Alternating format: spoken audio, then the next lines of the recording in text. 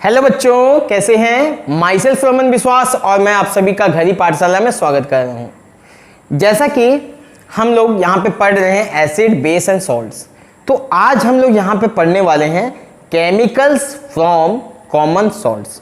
तो थोड़ा सा डिस्कशन हम लोग यहाँ पे करेंगे कॉमन सॉल्ट्स के बारे में, ठीक है? एकदम उससे पहले मैं आप लोगों को कुछ इन्फॉर्मेशन देना चाहता हूँ, उसको भी एक बार आप सुन लीजिए थोड़ा सा। मैं यहाँ पे डिस्क्रिप्शन बॉक्स में आपको टेलीग्राम, फेसबुक, इंस्टाग्राम और साथ ही साथ हमारी जो वेबसाइट है उसका भी लिंक मैं यहाँ पे दे दूंगा, जहाँ पे आप लोगों को अपने जो भी क्वेरीज हैं आप यहाँ पे लिख सकते हो। हमसे जुड़ने का एक माध्यम है, एक जरिया है, आप जुड़ना चाहो तो आप जुड़ सकते हो। और वेबसाइट में आपको जो भी मैं यहाँ पे लेक्चर दे रहा हूँ उसका आपको हिंदी में सेम एज इट इज आपको पूरा एक्सप्लेनेशन उस वेबसाइट में आपको मिलने वाला है।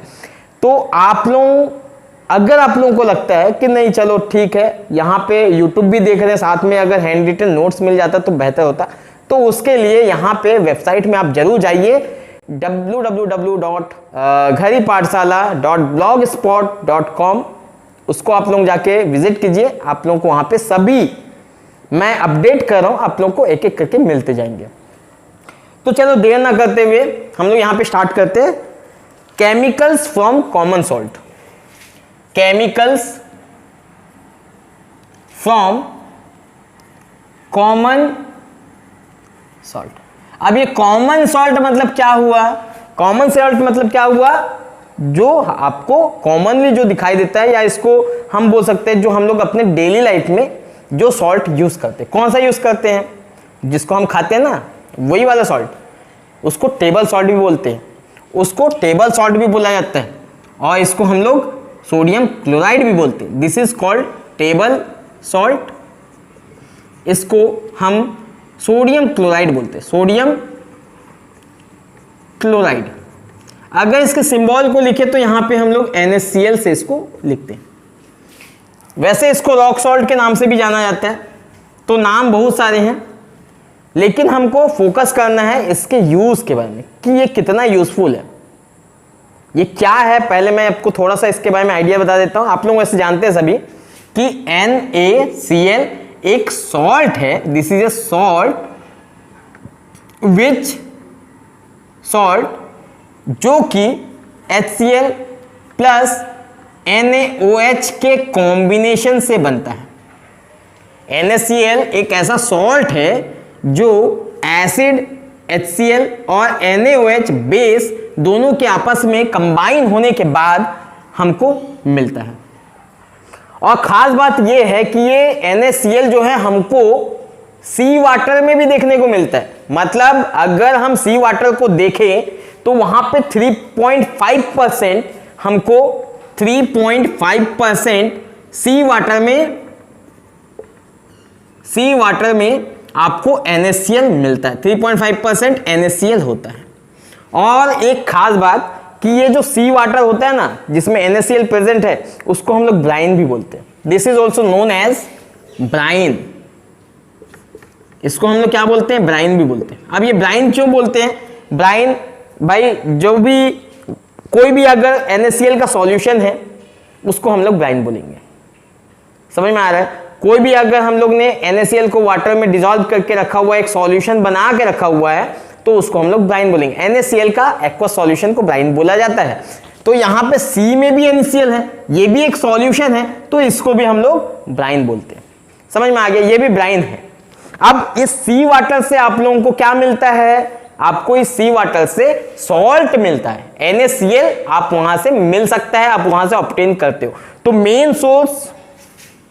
मेन हमारा जो सोर्स है जहां से आप NaCl आप लोगों को मिलता है, वो है मेन सोर्स ऑफ NaCl। लिख लेता हूं, ऑफ NaCl क्या है? हमारा सी।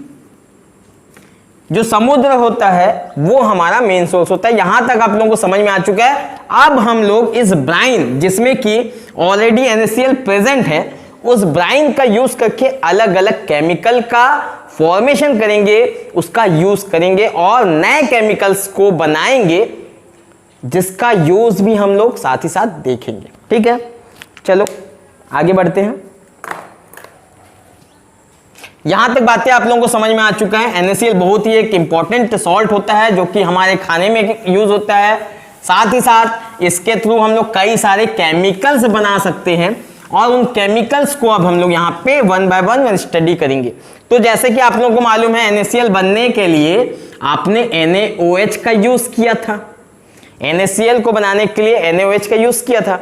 अब एक खास बात, आप NaCl से NaOH फिर वापस से बना सकते हो। मतलब NaOH आपको अगर बनाना होगा तो आप NaCl का यूज कर सकते हो। और NaCl कहाँ मिलेगा आपको? समुद्र के पानी में मिलेगा।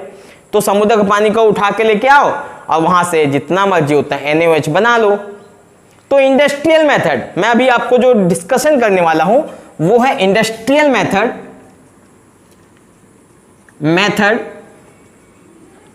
फॉर मैन्युफैक्चरिंग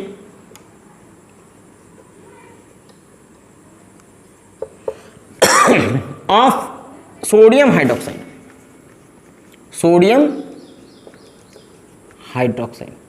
और ये कहां से इंडस्ट्रियल मेथड में हम लोग क्या यूज करते हैं?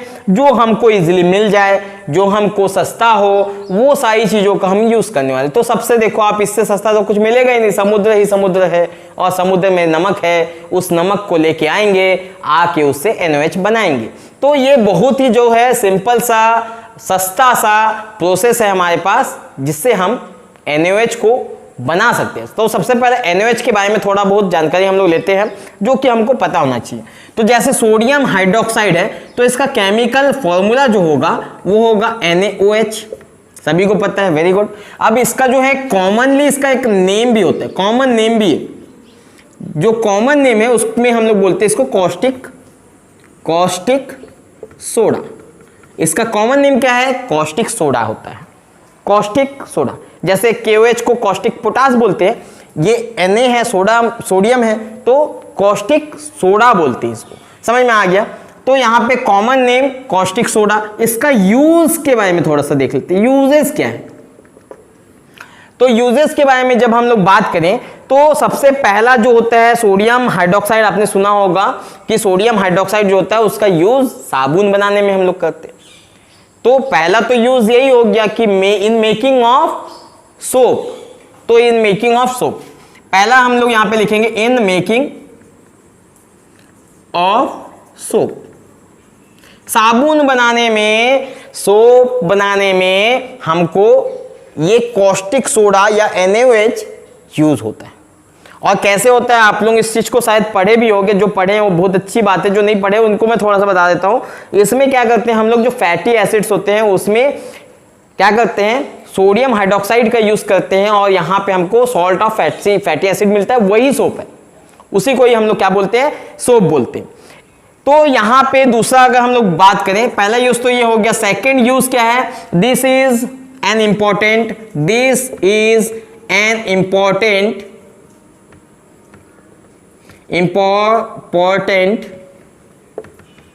reagent used widely in organic reaction। बहुत रिएक्शन करते हैं बेटा हम लोग, बहुत ज़्यादा रिएक्शन करते हैं ऑर्गेनिक रिएक्शन में, और बहुत सारे रिएक्शन में हम लोग देखेंगे NaOH का यूज़ होता है। जैसे कैनिज़ारो रिएक्शन हो गया, इसके अलावा एल्डोल रिएक्शन हो गया। तो ये बहुत सारे, जैसे जितने भी हम लोग जहाँ पे बेस यूज़ होना होता है ना, मैक्सिमम टाइम हम लोग क्या करते हैं वहाँ पे सोडियम हाइड्रोक्साइड का यूज़ कर लेते हैं, क्योंकि हमको कहाँ से मिलेगा, हम समुद्र से पानी लेके आएंगे और उससे सोडियम हाइड्रोक्साइड बनाएंगे और यूज़ कर लेंगे। तो एक बहुत ज़्यादा सस्ता सुंदर टिकाऊ वाला हमारे पास बेस है और उसका यूज़ हम लोग यहाँ पे करेंगे। ठीक है। सेकेंड, थर्ड हम लोग अगर बात करें तो this is used for making various type of chemical। this is used in making several chemicals। तो देखा बेटा, अभी मैंने क्या बोला है, ऑर्गेनिक रिएक्शन होता है, रिएक्शन में हम लोग यूज करते हो, वैसे ही टाइप का हम लोग क्या कर सकते हैं इनऑर्गेनिक में भी, या ऑर्गेनिक जो भी है, केमिकल कहीं बनाना होगा तो हम लोग कहीं पे भी अगर मान लो बेस का यूज करना होगा तो हम लोग मोस्ट ऑफ द केस हम लोग क्या करते हैं, हम लोग सोडियम हाइड्रोक्साइड ले लेते हैं। तो केमिकल्स बनाने में भी हम लोग या रिएक्शन करवाने में हम लोग, दोनों का मतलब सेम ही है, देखो दोनों का पॉइंट सेम ही है, लेकिन बोलने का तरीका अलग अलग है। तो उसमें हम क्या करेंगे, बेस का यूज करेंगे, और जहां पे बेस यूज करना होगा मैक्सिमम टाइम हम लोग वहां पे NaOH यूज कर लेंगे। समझ में आ गया। थर्ड फोर्थ पॉइंट अगर हम लोग बात करें तो इसको हम लोग जो है पेपर इंडस्ट्रीज में इसका अच्छा खासा रोल होता है। NaOH का अच्छा खासा रोल पेपर इंडस्ट्रीज में होता है, ठीक है। तो this is used in used as a important chemical, used as a important chemical in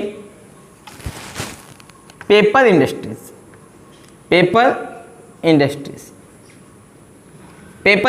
में भी वुड पल्प से हम लोग क्या करते हैं, पेपर बनाते हैं।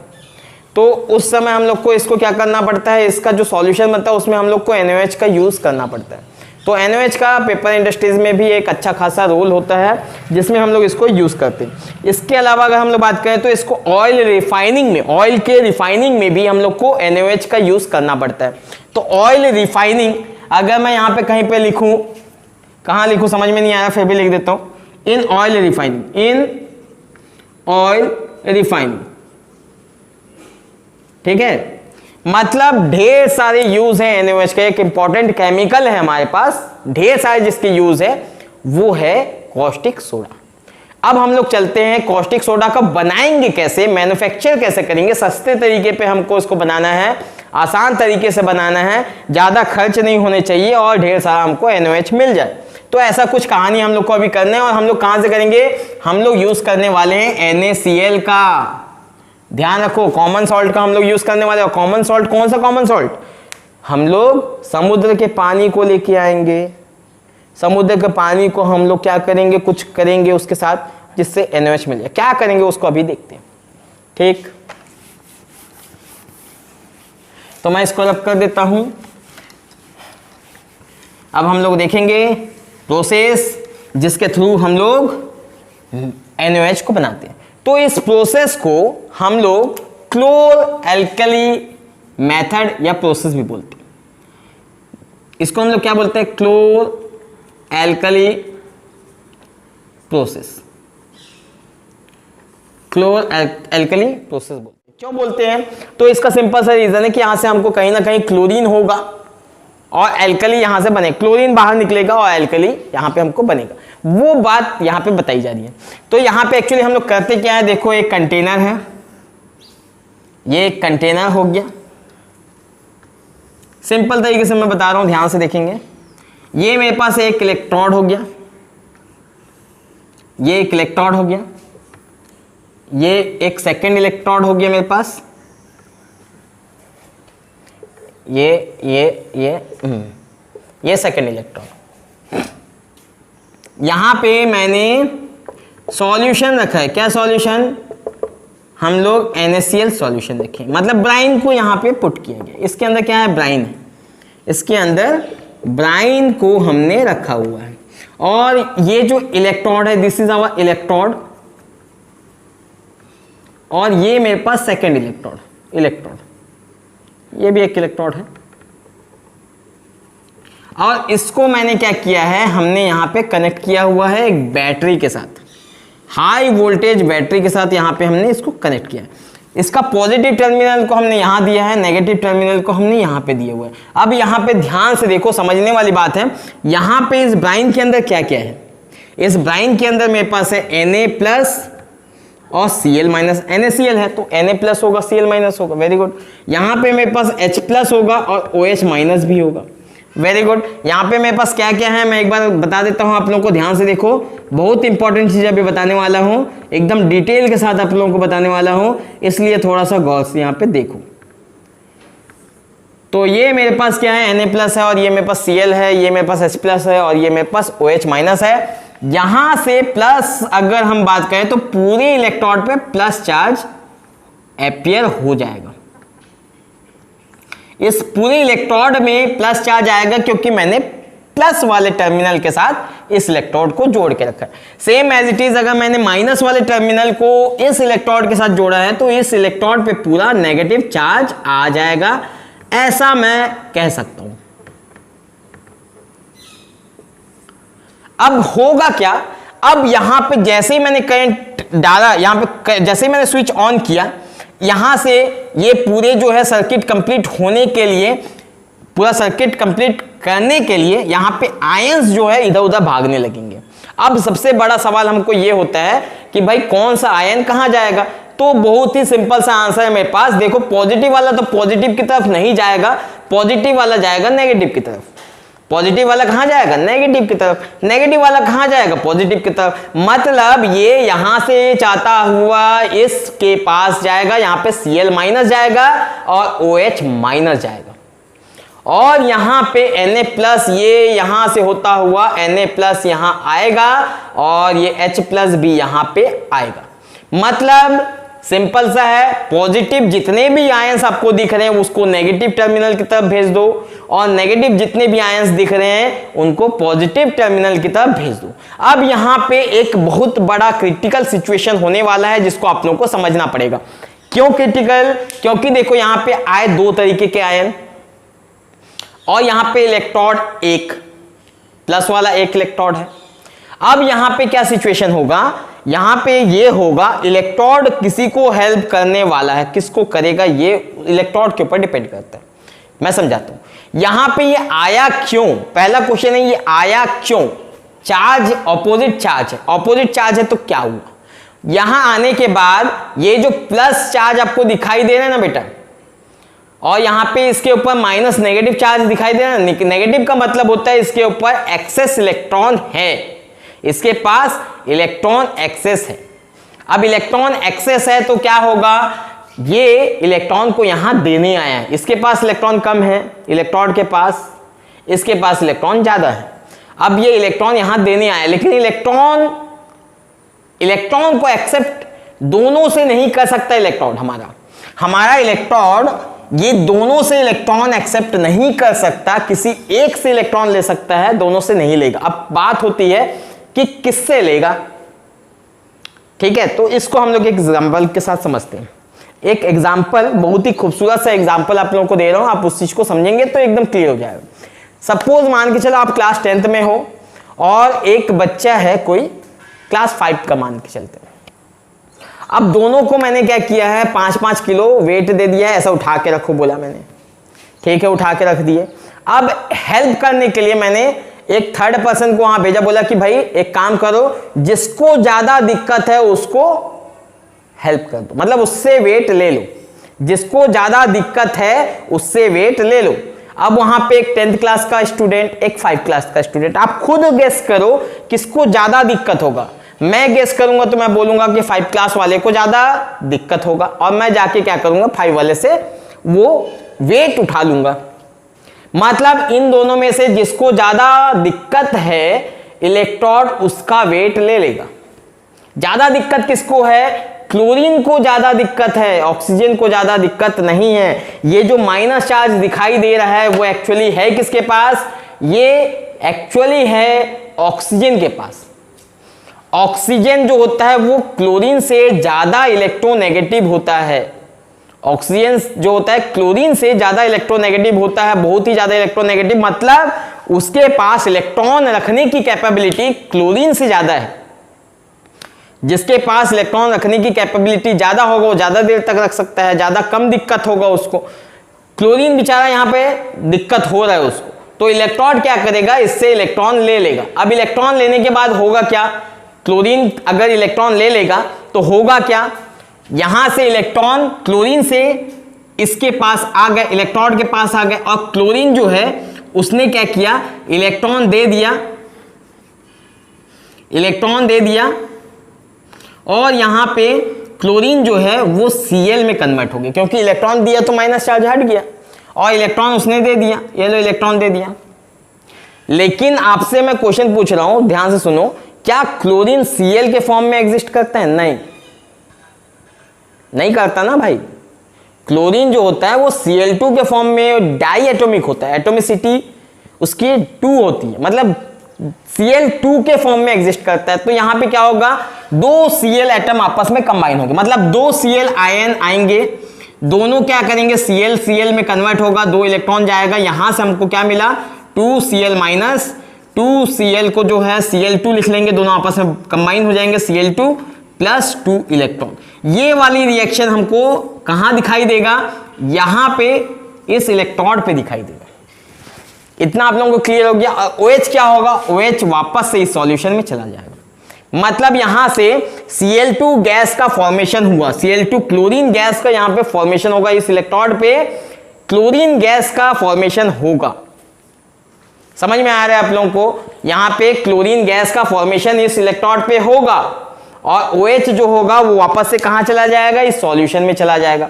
मतलब ये OH को मैं यहां से हटा देता हूं, ये हटा दिया, और यहां से मैं क्लोरीन को हटा देता हूं, क्योंकि क्लोरीन तो भाई वहां चला गया है और वहां जाके क्या हो गया, वो Cl2 बन के बाहर निकल रहा है। अब यहां पे देखो, यहां पे केस को देखो, यहां पे भी सेम है, यहां पे Na+ आएगा और H+ आएगा। इलेक्ट्रोड फिर से मदद करने के लिए यहां पे आया, और हमको मालूम है कि सोडियम जो होती है उसकी टेंडेंसी होती है इलेक्ट्रॉन देने की। हाइड्रोजन के कंपेयर में अगर कंपेयर दोनों को कंपेयर करेंगे तो सोडियम प्लस चार्ज के साथ ज्यादा स्टेबल होता है as compare to hydrogen. Hydrogen plus charge के साथ उतना ज्यादा स्टेबल नहीं है जितना सोडियम प्लस चार्ज के साथ है। मतलब ज्यादा दिक्कत किसको है, ज्यादा दिक्कत है हाइड्रोजन को। तो यहां पे इलेक्ट्रोड किसकी मदद करेगा, हाइड्रोजन को। तो यहां पे हाइड्रोजन को इलेक्ट्रॉन मदद करेगा, मतलब यहां से इलेक्ट्रॉन हाइड्रोजन को दिया जाएगा ताकि वो न्यूट्रल हो जाए। अब यहां पे हाइड्रोजन के पास इलेक्ट्रॉन आया, ये प्लस था, इलेक्ट्रॉन आया और यहां से हमको मिला H। लेकिन हाइड्रोजन कभी भी H के फॉर्म में एग्जिस्ट नहीं करता। आप नेचर में देखोगे, नेचुरल जो टेंडेंसी होती है उसी नेचर में जिस फॉर्म में एग्जिस्ट करता है ये उसी में कन्वर्ट होगा।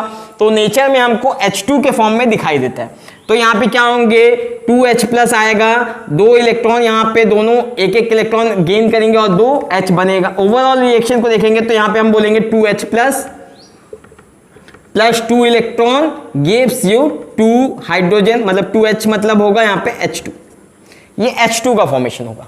तो यहाँ पे मेरे पास ये वाला रिएक्शन हुआ, तो यहाँ पे हमको क्या मिला, H2 गैस मिला, यहाँ पे मेरे को क्लोरीन गैस मिला। अब यहाँ पे एनोड या कैथोड की बात करें तो इलेक्ट्रोड जो होते हैं उनको एनोड भी बोलते हैं और कैथोड बोलते हैं। कौन से इलेक्ट्रोड को एनोड बोलेंगे, कौन से इलेक्ट्रोड को कैथोड बोलेंगे, ये हमको भी समझना है।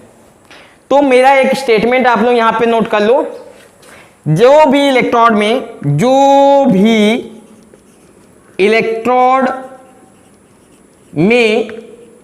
इलेक्ट्रॉन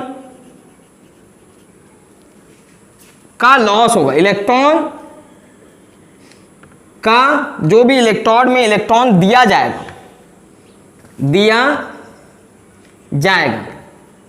मतलब इलेक्ट्रोड को इलेक्ट्रॉन जो जहां पे इलेक्ट्रोड को इलेक्ट्रॉन दिया जा रहा है, मैं क्लोरीन हूं, मैंने इलेक्ट्रोड को क्या किया, इलेक्ट्रॉन दे दिया।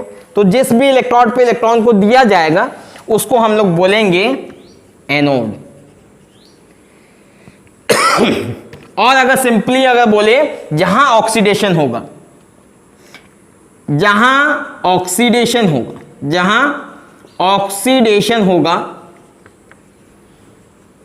उसे हम बोलेंगे एनोड। सेम इसका ऑपोजिट, जहां से जिस इलेक्ट्रोड से इलेक्ट्रॉन को लिया जाएगा, मतलब जहां पे भी रिडक्शन होगा उसको हम लोग बोलेंगे कैथोड। मतलब ये वाला देखो यहां पे इलेक्ट्रॉन लिया जा रहा है, इलेक्ट्रोड से लिया जा रहा है, तो यहां पे इसको हम लोग बोलेंगे कैथोड, और यहां पे इलेक्ट्रॉन दिया जा रहा है मतलब यहां पे ये हो जाएगा एनोड। तो हम लोग इस रिएक्शन को एनोड, एट एनोड करके ये वाला रिएक्शन लिखते हैं, ये वाला reaction at anode, at cathode करके लिखते हैं। तो यहां पे कोई आपसे पूछे कभी भी कि भाई क्लोर एल्कली प्रोसेस में एनोड में कौन सा प्रोडक्ट बनता है, तो एनोड मतलब जहां पे इलेक्ट्रॉन दिया जा रहा है, तो कौन दे रहा है, क्लोरीन दे रहा है। तो यहां पे क्लोरीन जो है गैस का फॉर्मेशन होता है एनोड में, क्लोरीन गैस का फॉर्मेशन होगा एनोड में। और कहां पे आपका हाइड्रोजन फॉर्मेशन होगा, तो कैथोड जो होता है वहां पे हाइड्रोजन का फॉर्मेशन होगा। तो ऐसा कुछ क्वेश्चन हम लोग को घुमा फिरा के दिया जा सकता है, तो आप लोग थोड़ा सा बढ़िया से इसको देख लेंगे। आप यहाँ पे दो गैस का फॉर्मेशन हुआ, एक यहाँ पे H2 गैस का फॉर्मेशन हुआ और बाहर निकल गया, और यहाँ पे Cl2 गैस का फॉर्मेशन हुआ और ये बाहर निकल गया। मतलब यहां से मैं Cl को हटा देता हूं और H+ को हटा देता हूं। अब अगर आप इस सॉल्यूशन के अंदर देखोगे तो क्या बचा, यहाँ पे सिर्फ दो ही चीज बचा है, एक हमारे पास बचा Na और एक बचा है OH-। ये आपस में बच गए हैं और आपस में कंबाइन हो जाएंगे, क्योंकि इसके पास पॉजिटिव चार्ज है, इसके पास नेगेटिव चार्ज है, दोनों आपस में कंबाइन होके क्या बनेगा बेटा, बताओ क्या बनेगा, NaOH ही बनेगा। Na+ है और OH- है, ये आपस में कंबाइन होके NaOH बनाएगा, मतलब बन गया हमारा ONH। हमारा NaOH का फॉर्मेशन हो चुका है। देखो यहाँ पे मैन्युफैक्चरिंग ऑफ सोडियम हाइड्रोक्साइड की ही बात कर रहे थे हम लोग, बन गया हमारा प्रोडक्ट आ गया। लेकिन क्या क्या प्रोडक्ट इस इलेक्ट्रोड पे बना है, इसको भी आपको ध्यान रखना है। आपको याद रखना है कि यहाँ पे जो हमारे पास कैथोड था वहाँ पे H2 बनता है, जहाँ पे एनोड है वहाँ पे Cl2 बनता है। इस बात को आपको याद रखना होगा। ठीक है, चलो बढ़िया है, क्लियर है आप लोगों को।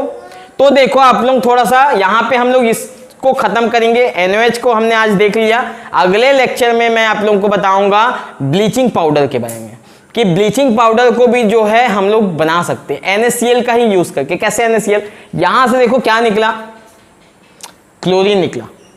इस क्लोरीन को हम लोग यूज करेंगे और यूज करके हम लोग क्या करेंगे, इसी से हम लोग बनाएंगे ब्लीचिंग पाउडर। ब्लीचिंग पाउडर का भी बहुत एक इंपॉर्टेंट रोल होता है हमारे लाइफ में, क्योंकि हम लोग इसका यूज करते हैं। यूज भी मैं अगले लेक्चर में ही बताऊंगा, अभी नहीं बताऊंगा। तो आप लोग इतना याद रख लो, मैंने यहाँ पे जो भी बताया है इस पूरे डायग्राम में मैंने बताया है कि कहाँ पे क्लोरीन निकलते हैं, कहाँ पे हाइड्रोजन, और इस क्लोरीन का यूज करके हम लोग अगले लेक्चर में आपको ब्लीचिंग पाउडर बनाना सिखाएंगे। तो चलो ठीक है, आज का लेक्चर यहाँ पे एंड करते हैं। अगले लेक्चर में बाकी बातें हम लोग करेंगे। तो ओके बाय, गुड नाइट। अगर रात होगा तो गुड नाइट, दिन होगा तो गुड मॉर्निंग, जो भी है आप लोग देख लीजिए। ठीक है।